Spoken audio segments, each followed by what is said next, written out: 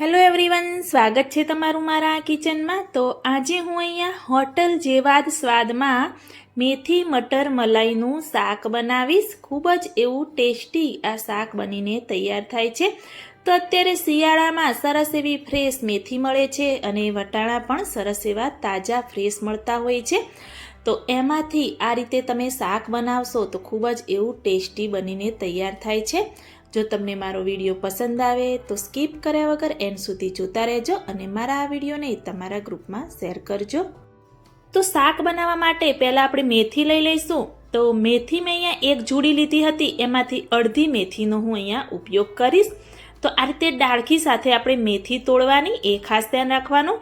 અલગ અલગ પાન નથી કરવાના કે એને સમારવાની પણ નથી। આ રીતેની ડાળખી સાથેની મેથી તોડી અને મેં અહીંયા આ રીતે રેડી કરી દીધી છે। તો હું આ મેથીને સરસ એવી પાણીમાં ધોઈ અને કાણાવાળા જારમાં નીતરતી કરી દઈશ।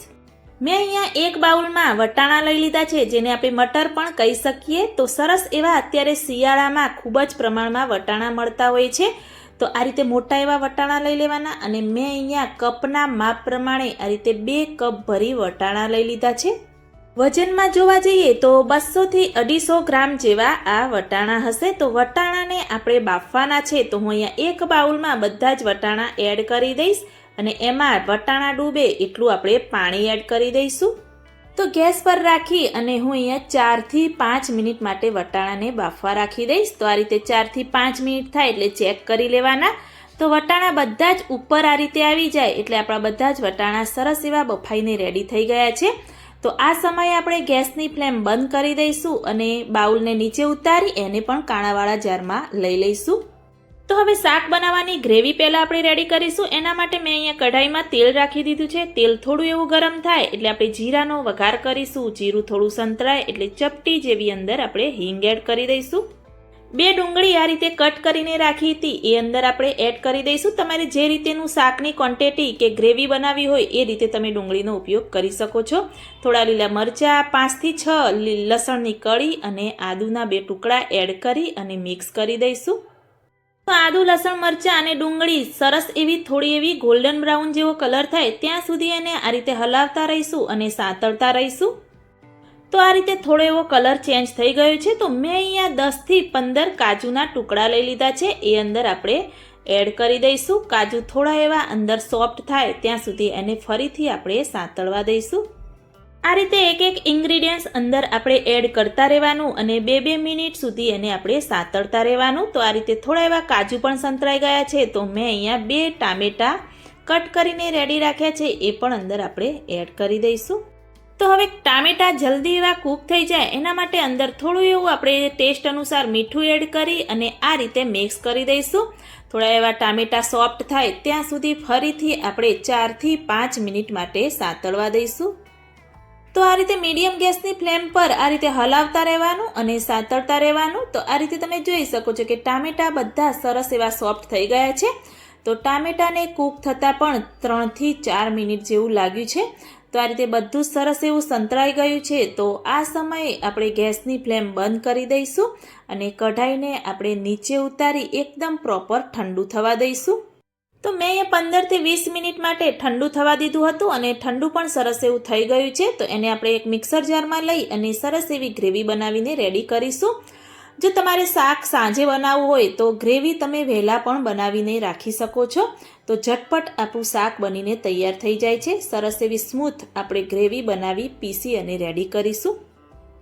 તો આ રીતે મેં પીસી અને રેડી કરી દીધી છે। તમે જોઈ શકો છો સરસ એવો ગ્રેવીનો કલર પણ આપણો આવ્યો છે। તો આ જારને આપણે સાઈડમાં રાખી દઈશું અને શાકનો વઘાર આપણે કરીશું। એના માટે મેં કઢાઈ રાખી અને અંદર 3 ટેબલસ્પૂન ફરીથી તેલ રાખી દીધું છે। મેં અહીંયા જેમાં ગ્રેવી બનાવી હતી એ જ કઢાઈનો ઉપયોગ કર્યો છે। થોડું એવું આપણે જીરું એડ કરીશું, 2 તમાલપત્ર એડ કરીશું, તજનો ટુકડો, 3 થી 4 લવિંગ એડ કરી અને ધીમી ગેસની ફ્લેમ પર એને આપણે સાંતળવા દઈશું। ચપટી જેવી હિંગ એડ કરી અને 1 ટેબલસ્પૂન કાશ્મીરી લાલ મરચું પાવડર અને ચપટી જેવું હળદર પાવડર એડ કરી તરત જ આપણે અંદર ગ્રેવી એડ કરી દેવાની, જેથી બધા મસાલા દાજી ન જાય।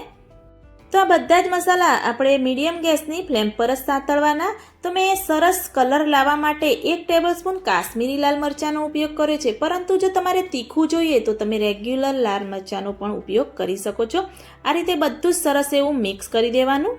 ગ્રેવીમાં તેલ છૂટું પડે ત્યાં સુધી આપણે એને સાતળવા દઈશું. તો આ રીતે તમે જોઈ શકો છો કે અંદર સરસ એવું તેલ છૂટું પડી ગયું છે અને ગ્રેવીનો કલર પણ એકદમ બદલાઈ ગયો છે.